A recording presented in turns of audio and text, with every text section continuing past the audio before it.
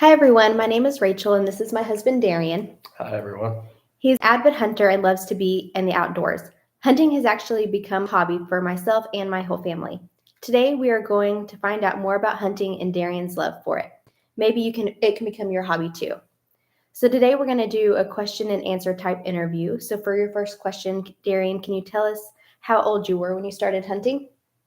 I was 14 years old whenever I first started hunting. We were at Thanksgiving, and my brother-in-law invited me to go deer hunting, and I hopped at the opportunity of that invite. Can you tell us what sparked that interest in your hobby? Yeah, whenever I was a kid, I just always loved being outside and walking through the woods, and got a Red Ryder BB gun for Christmas, and it all started there, hunting squirrels and rabbits. Can you tell us when hunting season is? There's a lot of animals that you can hunt, but we'll just talk about deer hunting for now since that's what I'm most avid about. Archery season opens up October 1st and it runs through January 15th. And there's a couple other seasons that you can hunt within that time frame. You can hunt with a muzzleloader at the end of October, and usually that runs 9 days at the end of October to the first weekend to November. And then rifle season starts usually about the second to third week in November, and it runs for 16 days. But be sure to check your regulations for the exact dates. Can you tell us what kind of animals that you hunt? I've hunted a lot of animals over the years. The ones that I'm probably most avid about would be deer, turkey, squirrel, rabbit, and ducks. Those are the ones that I put most of my efforts towards. Do you have a favorite hunting season and why? It would definitely be deer season. It's the most rewarding, and I enjoy putting meat in the freezer for my family that we can enjoy year round. And there's just something special about deer hunting to me. So whenever you're hunting, do you prefer hunting with a bow, a crossbow, a muzzleloader, or a rifle? I hunt with all of those, but I mainly hunt with my main thing that I like to hunt with would be a bow. There's just something thrilling about being that close to an animal. That you have to be within a 40-yard range. That's what I'm comfortable with, anyways, to just have everything go perfect to be able to harvest that animal. So there's just something that's thrilling about being that close and personal with that animal. So there's a lot of different gear that you go hunting with. Do you have a favorite piece of hunting gear that you don't go without?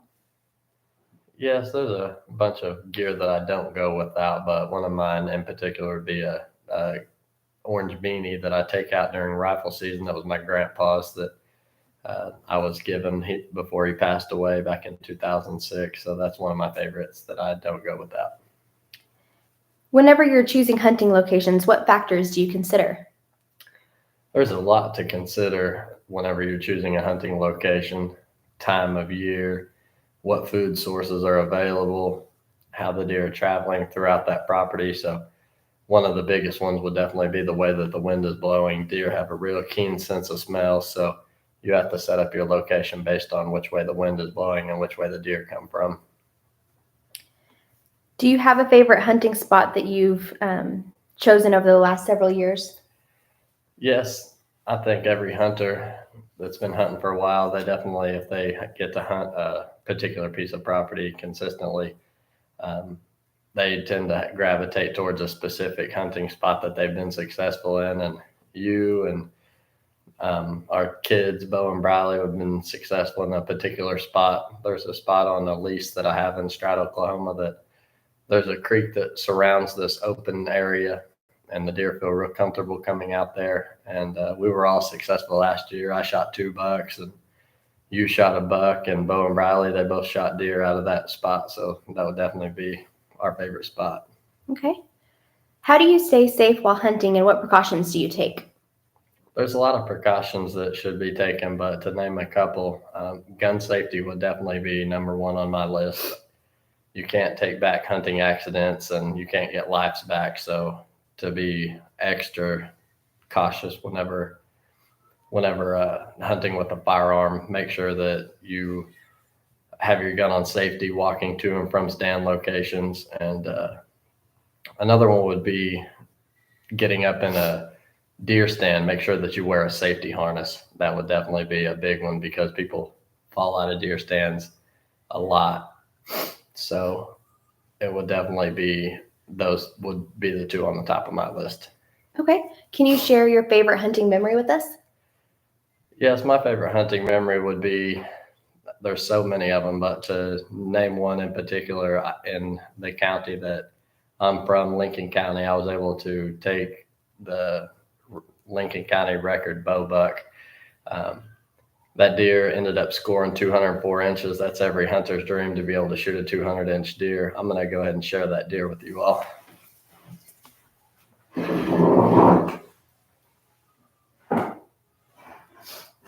So this deer is an absolute giant. Every bow hunter or hunter in general, they dream of killing a 200-inch deer, and I was able to accomplish that. It's no easy task to be able to, number one, have an animal like that to be able to hunt, because definitely not all deer make it to that caliber, but to be able to harvest that deer, it was just extra special to me. And to be able to take it with archery equipment, that was the icing on the cake. So we've talked about your favorite hunting memory. Do you have a challenging hunt that you'd like to share with us?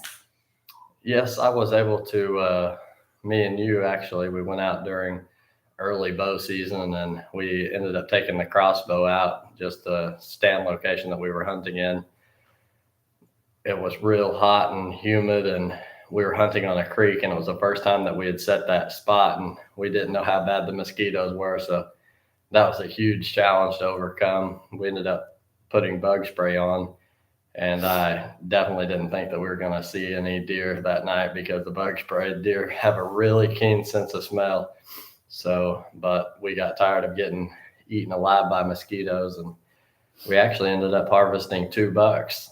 And that was real challenging. To the first one, we was able to put a good shot on, and then I definitely don't recommend this, but I stood up in the seat while you held the back of my legs, and I was able to find a clear opening where this other buck was standing and take the shot. And it was super exciting to be able to share that with you. What is the most unique or unusual animal that you've hunted, and what was that experience like? I was able to go out to New Mexico and harvest an antelope. First year I went out there, I got an invite, and I just went with one of my friends. I was able to go out there with him and his family and watch them all harvest antelopes. And then that next year I got the invite, and they had a tag for me, and I jumped at that opportunity. I'll share that antelope with you all too.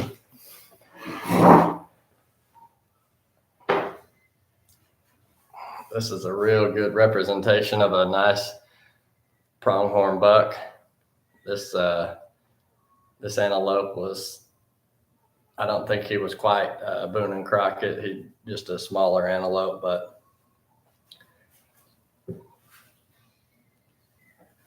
definitely one of the more unique hunts that I got to go on. It was challenging. It was wide open territory, so you had to really be able to move with the terrain to be able to get a shot on an animal like that where there's no trees. It's just wide open prairie land. So that was the most unique animal I've ever got to hunt. Well, thank you for sharing both of those with us. The next question, how do you handle disappointment when your hunt is not successful, and what do you learn from these experiences? I would definitely say the more time that you spend, you're not going to be successful. If you measure success by harvesting an animal, you're able to learn something new every time you go set out in the woods, and you really got to love it, because there's going to be a lot of times whenever you go out and you might sit there all day and you might not see an animal. So measuring success by just loving being out there and learning from experiences whenever you're not successful, and just finding joy in the fact that you get to be alone and peace and quiet out in the woods. That's how I handle it. If you want to say disappointment, it's never disappointment to me, because I've been doing it for so long and know what to expect. But for new hunters, I would definitely just find joy in the fact that you get to be out there and find harvesting an animal just an extra blessing. How do you involve your family and friends in your hunting experiences? That's become one of my new passions, is involving new hunters, friends, and been able to take you out the last several years and taking my kids out. Um, just watching them be successful, that's really just ignited a new passion that I have, to be able to be a part of that and seeing the look on other people's faces and just getting to enjoy that time with friends and family. So you've told us a couple different memories of hunting trips that you've done. Can you tell us what your dream hunting trip would be like? Yeah, I have a lot of dreams on the bucket list, but I've always wanted to go out to New Mexico and walk in and set up a camp and go bow hunting for a big bull elk. I'm going to make that happen one of these days, but yeah, that would definitely be my dream hunting trip. Okay.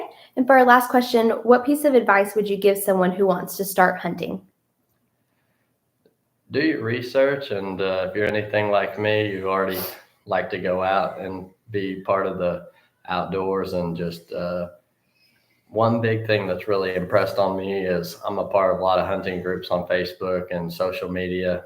Um, I see a lot of ugliness, but the hunting industry, you're going to see them all shooting monster deer, and it's just unrealistic. Just go out and whenever you harvest an animal, be proud of it. Don't compare yourself and what you were able to accomplish to others. Just be proud that you were given the opportunity to harvest an animal, and just find joy in the fact that you're able to harvest that animal and be able to provide meat for your family. And I would definitely say that that would be my number one tip. Well, Darian, thank you so much for spending time teaching us about hunting and telling us about your different memories and talking to us about sharing your passion. I hope everyone has enjoyed watching and has learned a thing or two about hunting. If you have any comments or questions, please reach out. Thank you. Thanks.